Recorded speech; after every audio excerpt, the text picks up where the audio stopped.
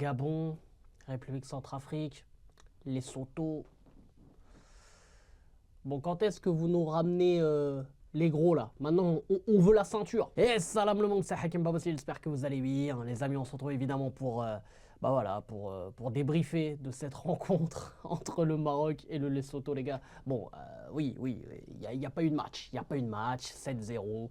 Voilà, on a eu un Maroc qui globalement a été vraiment plus que parfait, je veux dire avec ou sans ballon, qui a été dans la gestion en assurant évidemment sa supériorité sur le papier, sur le terrain, donc ça fait plaisir aussi, ce qu'on ne voyait pas forcément il y a quelques temps, donc ça aussi c'est important à signaler. Avant de rentrer en détail dans cette rencontre les gars, comme d'habitude n'hésitez pas à lâcher un maximum de likes et surtout à vous abonner en activant cette fucking cloche et vous me dites en commentaire tout ce que vous avez pensé de cette rencontre, c'est à vous de jouer juste sous la vidéo. Bref, les amis, oui, excusez-moi. Petite pause pub avec évidemment les gars mon partenaire, le site John Sport, site spécialisé dans la vente de maillots de football et aussi de maillots NBA si vous êtes intéressé par le basket. Les gars, tous les maillots de la saison 2024-2025 sont disponibles sur ce site et vous avez aussi les maillots des différentes sélections, hein, que ce soit du dernier Euro, de la dernière Copa América. Vous avez aussi le tout dernier maillot du Maroc qui est disponible sur ce site et les amis, vous avez aussi des maillots vintage, les maillots rétro s'il y en a qui sont nostalgiques et qui veut, je sais pas, le maillot du Real Madrid des années 90 ou 2000, voilà, tout est dispo sur ce site à des prix, les gars, super abordables et en plus les maillots sont de très bonne qualité. Regardez les gars, avec la preuve, voilà, une petite pensée à Hakimi qui n'a pas joué avec ce maillot du PSG, les gars, le troisième maillot, hein, le maillot third, hein, que vous connaissez très bien les gars. Regardez, je le découvre avec vous, comme ça vous voyez en même temps la qualité, voilà, pour ceux qui ont peur d'être déçus, franchement il est beau. C'est vrai que le maillot rose, en vrai, il a un petit flow. Hein. Il a un petit flow. On dirait un peu... bon, il y a un début de djellaba, tu vois, t'as capté, mais il y a un truc. Il y a un délire. Donc voilà, non, franchement, je le trouve super beau, les amis. Regardez, avec toujours les petits détails qu'il faut. Et regardez, je peux même enlever le truc Jordan. Tac, voilà, c'est parfait, ça c'est nickel. Donc voilà les gars, le petit maillot du Paris Saint-Germain, le third.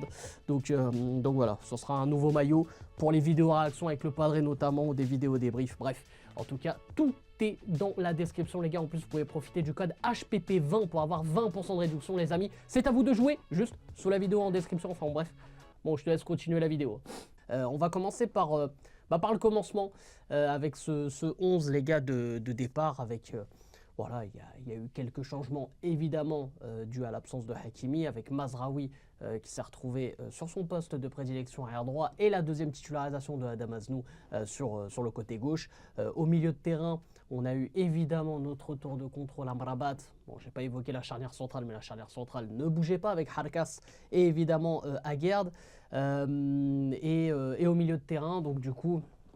Comme j'ai dit, avec Amrabat qui est imbougeable. J'ai l'impression surtout que Amrabat, c'est le joueur, il va jouer tous les matchs. Hein, que ce soit un match important, que ce soit pas un match important, un match de gala, une finale, bref, le Boug sera toujours titulaire. Et d'ailleurs, après on reviendra peut-être un peu plus en détail sur la performance de certains. Mais voilà, Amrabat, c'est toujours le joueur pour moi qui est complètement irréprochable. Et qui est vraiment cette tour de contrôle. Et d'ailleurs, c'est un petit peu dommage. Je vais finir évidemment cette composition du 11 du Maroc, mais c'est un peu dommage qu'on ne puisse pas voir d'autres joueurs à ce poste-là pour essayer de voir d'autres joueurs. Mais bref, ensuite accompagné de, on va dire en losange, en espèce de losange, Ben Seguir, Abdé et Ounahi un peu plus haut et les deux attaquants devant. Après, ça dépendait comment était présentée la compo, mais moi, sur le terrain, je le voyais un peu en 4-4 de losange, avec évidemment Ounahi qui était en électron libre, et Brahim aussi qui l'accompagnait en électron libre, mais Brahim était un peu plus sur le côté droit, mais il repiquait beaucoup dans l'axe, avec aussi Rahimi, évidemment, qui a retrouvé son poste d'attaquant après avoir été suspendu. J'avais complètement zappé lors du match précédent contre le Gabon. Les gars, honnêtement, ce 11 est largement plus que potable. C'est un 11 vraiment qui est, qui sur le papier est très impressionnant pour le continent africain face au Lesotho où les Lesotho les gars c'est une équipe évidemment très faible sur le papier, mais il y a quelques temps on a joué le Lesotho au match aller, on a gagné que 1-0 grâce à un but de Brahim dans les tout derniers instants. Là on est certes dans une autre dynamique, on a performé depuis, on l'a montré sur la double confrontation contre la République centrafricaine. On l'a montré là récemment contre le Gabon, qu'on commençait même à être dangereux maintenant sur les coups de pied arrêtés. Et voilà les gars, ça n'a pas loupé, hein. On a été performants sur tous les compartiments du jeu. Il n'y a pas eu une faiblesse les mecs. Et pour moi, je vais le dire, hein, bien sûr je vais le dire que c'est parce qu'on a joué le Lesotho. Certains vont dire oui c'est normal, c'est normal. Mais des fois même ce genre de rencontre pour une grosse équipe, on va dire une équipe favorite, des fois c'est pas facile.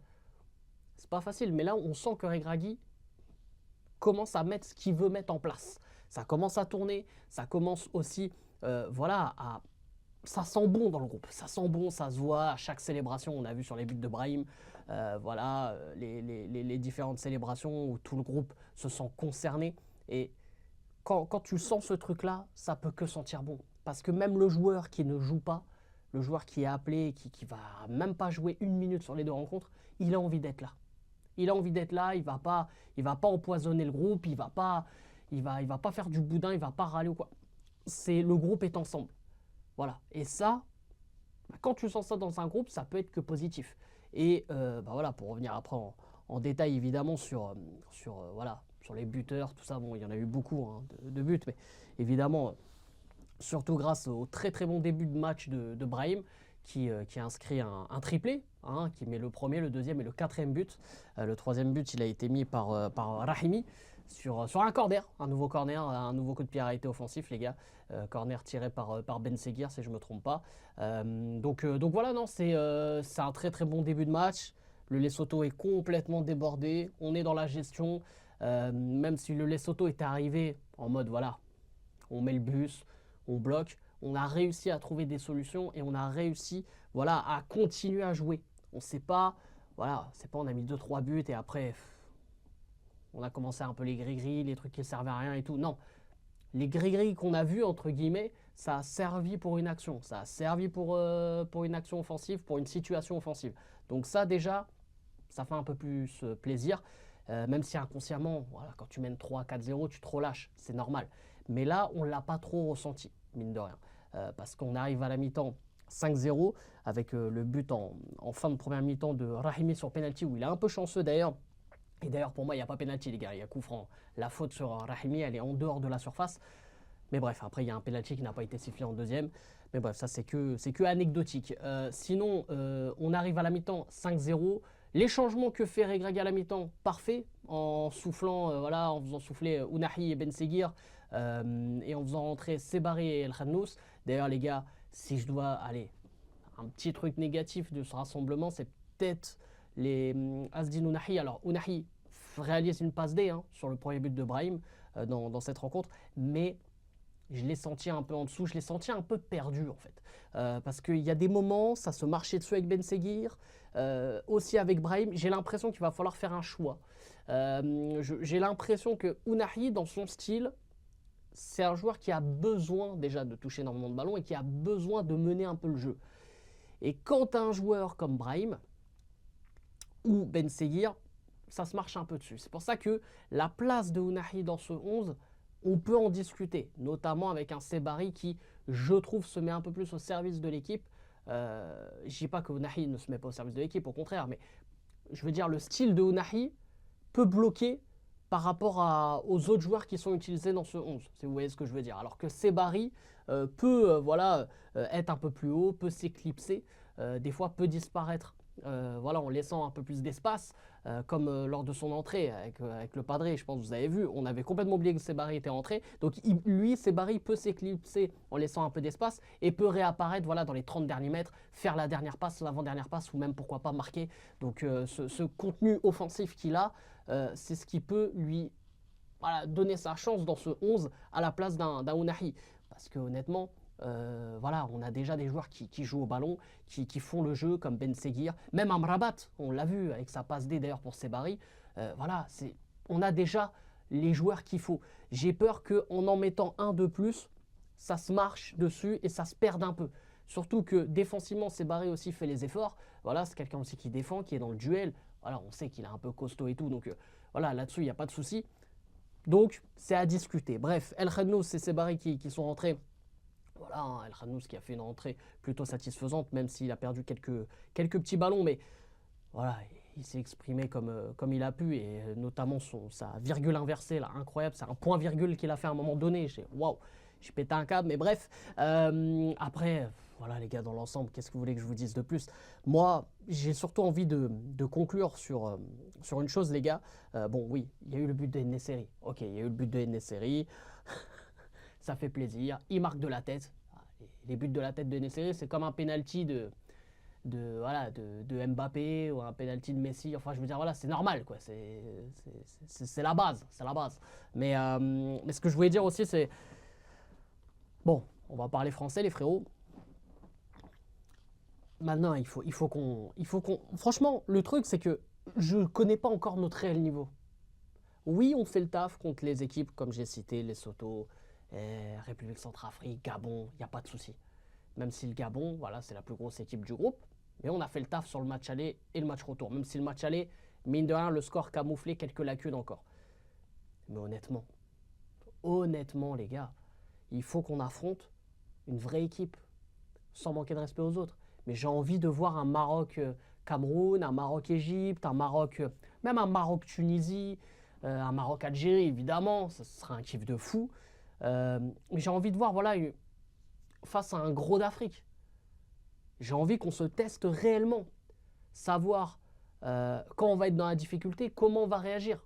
Parce que là, depuis la double confrontation contre la République centrafrique, on n'a pas été mis en difficulté, les mecs. Là, dans le match contre le Lesotho, il y a eu une action où Massina, d'ailleurs, qui est rentré, qui lors de son premier ballon fait une dinguerie. On est passé en 3 défenseurs juste pour lui. Moi, les gars, je suis pas fan de Massina, mais après, chacun fait ce qu'il veut. Bounou, il fait l'arrêt qu'il faut. Mais après, voilà, on n'a rien du tout. C'est-à-dire qu'on ne connaît même pas les qualités réelles de notre bloc défensif. Et ça, c'est inquiétant. Il y a eu les 10 premières minutes contre le Gabon qui ont été inquiétants. Mais après, le Gabon, voilà, ils se sont plongés dans le noir et ça y est, c'était terminé, c'était dans le néant. Mais moi, j'ai envie de jouer contre une grosse adversité et des joueurs offensifs qui peuvent nous mettre en difficulté. Là, on pourra vraiment tester cette paire Harkas-Aguerd. On pourra vraiment tester aussi sur ce milieu de terrain avec et sans ballon. Là, ça sera intéressant de voir ça. Et même sur coup de pied arrêté, où on commence à être un peu mieux, on commence à bosser sur quelques combinaisons, ça c'est cool aussi. Mais voir si ça peut fonctionner face à de grosses nations. Ça aussi, c'est autre chose. Donc voilà, moi, c'est toutes ces questions-là que je me pose. Les amis, évidemment, on aura ces réponses-là d'ici quelques mois. Je le rappelle, dans un an, les gars, dans un an, on jouera cette CAN 2025 à domicile. Donc ça va être vraiment une dinguerie. Donc franchement, j'ai hâte. Et les gars, le prochain rassemblement, si je dis pas de bêtises, je crois que c'est en mars.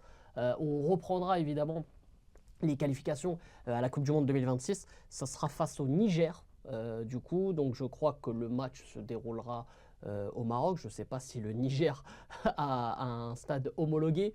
Vous me direz ça évidemment bientôt, les gars. Mais ouais, c'est début mars. Donc début mars, 17 mars exactement. Voilà, je viens de voir. 17 mars, on jouera contre le Niger et on enchaînera à domicile face à la Tanzanie. Donc on attendra jusque mars. Il se passera encore pas mal de choses avec que ce soit la Ligue des Champions en Europe, même la Ligue des Champions asiatiques hein, avec Rahimi. Donc voilà, il y aura encore beaucoup de choses qui vont se passer. Peut-être qu'il y aura encore d'autres joueurs qui vont se révéler. Bref, on verra. En tout cas, la route est encore longue et on va continuer à réfléchir et à se poser toutes ces questions par rapport surtout aux grosses nations.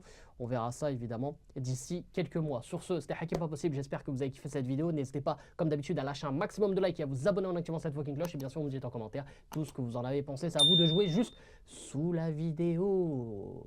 Bref, c'était Hakim Pas Possible. Je vous aime, je vous laisse. Et je vous fais la fucking bise. Et surtout, Dima Maghreb.